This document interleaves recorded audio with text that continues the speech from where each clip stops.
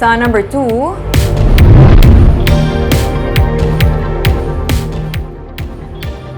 sa Himamaylan City, pati Community Church, ginhimo na nga evacuation center. May nag-birthday na gani diri nga evacuee. May report si Romeo Subaldo. So pila di ka families?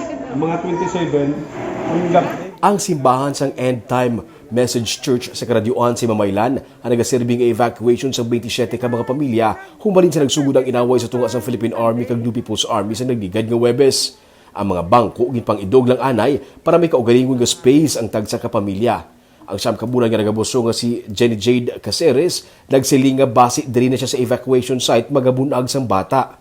Ang 73 anyos nga si Oscar Kinko, wala man lang may nadala sa pagbiya niya sa iyang mga kasapatan. Wala man siya sang dala nga bayo. Para naman kapulit ka. Nervyos ka ga, affect man na sa bata mo mo. Kasi wala sing kubasi kasi may bulang basi ng bata ng nervyos.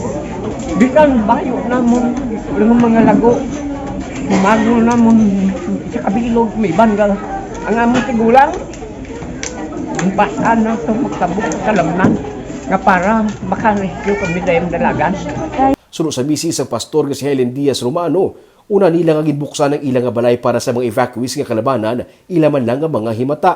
Tubtub nga pati ang simbahan ang ginbuksan nila, kagin pa-airconan ang mga evacuees. Hinalit na lang nagsaka sa 15,000 pesos ang ilang nga bill sa kuryente pero okay lang man kuno sa gihapon. May isa pa kasyam katuig nga bata nga nakaselebrate sa iya nga ikasyam nga birthday sa evacuation center, pinaagi sa pag-amot-amot man mismo sa mga evacuees. Nga plano sila nga pag-birthday ta na 1 year na mahiwat sa Malitson sila kag mahihaw di baboy. Kaso lang kay hindi to makantuan ang ila baboy. Hindi na makamutan ang linangol kay din birthday na iya bata para matuman ng manok. Naabtan man sa crew si Vice Mayor Justin Gatuslao upod ang DSSD nga nagapanagtag sa relief goods evacuation center sa barangay Carabalan. Sunod sa iya, may mga sityo na sa Carabalan nga na-clear sang army. There are some sitios that have been cleared already where they either can remain in their outer like although nag-normalize na bilang situation. It was not clear though which these sitios are. And kung pwede nakabalik. And kung pwede nakabalik. But may na-point out na. May na-point out na daw nag-normalize na. Of course, there was also information earlier that there are additional reinforcements coming as far as our armed forces is concerned.